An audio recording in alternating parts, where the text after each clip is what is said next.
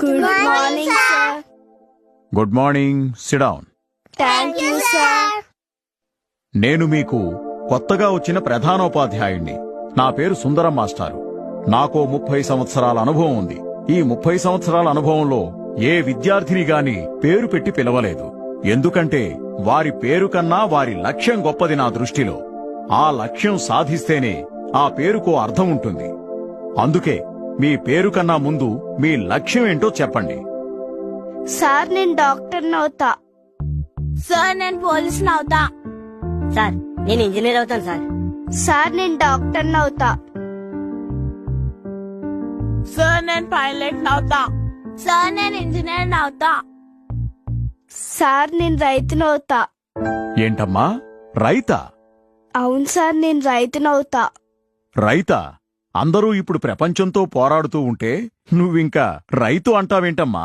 Sir అందరూ డాక్టర్లు, పోలీసులు, ఇంజనీర్లు అయితే వీళ్ళకి తిండి పెట్టేదేవారు సార్. ఆ తిండి పెట్టే రైతుని నేను అవుతాను సార్.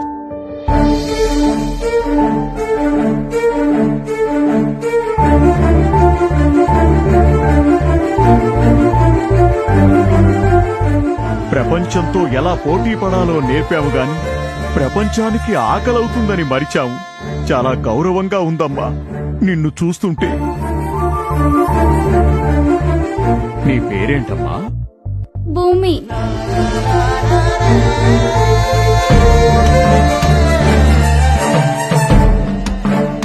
ఎండకు ఎండి వానకు తడిసిన రైతుని ఈ రోజు దేశానికి వెన్నెముకంటున్నాం. కానీ అదే వెన్నెముక లాంటి రైతు ఆత్మహత్య చేసుకుంటుంటే మనం ఏం చేస్తున్నాం?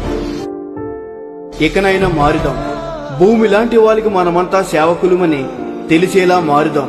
ఎందుకంటే భూమి లాంటి వాళ్ళు మనకు లేకపోతే భుక్తి లేదు. ఓ స్వచ్ఛ భారత్, ఓ హరితహారం, ఓ రైతే రాజు అనేలా ఇంటింటికి తెలియజేద్దాం.